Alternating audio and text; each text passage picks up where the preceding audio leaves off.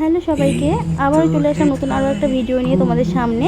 আজকেও আমি তোমাদের সঙ্গে শেয়ার করবো একটা হেয়ার স্টাইল। আর আজকের হেয়ার স্টাইলটা একদম সিম্পল অ্যান্ড ইজি একেবারেই। তো আমার ভিডিওগুলো তোমাদের কেমন লাগছে অবশ্যই কিন্তু কমেন্ট করে বলো, ভালো লাগলে একটা লাইক করো। আর তোমরা যদি কমেন্ট করে জানাও ভিডিওগুলো ভালো লাগছে কি না, তাহলে কিন্তু আমি ভিডিও বানানোর আরও একটু উৎসাহ বেশি পাবো আর কি। তো যাই হোক, সবাই একটু সাপোর্ট করো।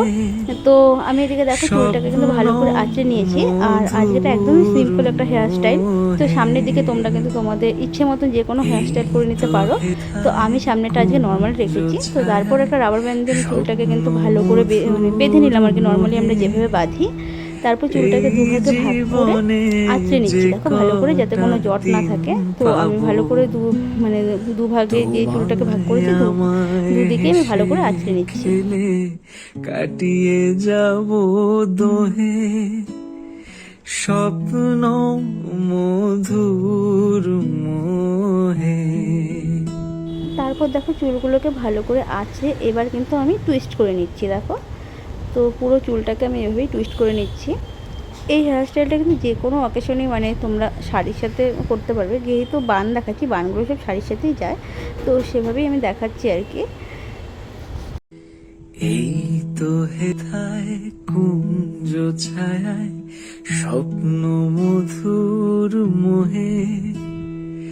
এই জীবনে যে কটা দিন পাবো, তোমায় আমায় হেসে খেলে কাটিয়ে যাব দোহে স্বপ্ন মধুর মোহে। এই তো হেথায় তারপর চুলটাকে দেখো উপরের দিকে উঠিয়ে এখানটা একটা ববি পিন দিয়ে চুলটাকে আটকে দিচ্ছি। আর তোমরা কিন্তু হাতের সাহায্যে যে যার যার মতো শেপ দিয়ে দেবে আর কি।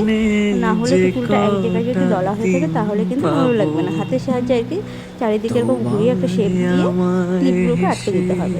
তো আমি দেখো উপরে একটা ক্লিপ দিলাম, আর তারপর কিন্তু নিচের দিকে একটা ক্লিপ দিয়ে আটকে দিচ্ছি।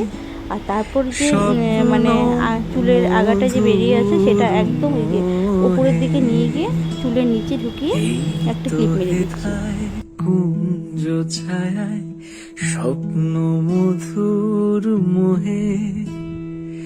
এই জীবনে যে কটা দিন পাবো, তোমায় আমায় হেসে খেলে তারপরে উপরের দিকে যে চুলটা ছিল সেটাকে আমি একটা কাটা দিয়ে ভালো করে সেট করে দিলাম। আর তারপর হাতের সাহায্যে চুলগুলোকে পুরো ছড়িয়ে দিলাম। দেখো বেশ খুব সুন্দর হয়েছে খোপাটা। আর এরপরে কিন্তু আমার কাছে গাজরা ছিল, আমি গাজরা দিয়ে এটাকে ডেকোরেশন করে নিচ্ছি। তো তোমরা তোমাদের ইচ্ছে মতো রিয়েল ফুল দিয়েও ডেকোরেশন করে নিতে পারো।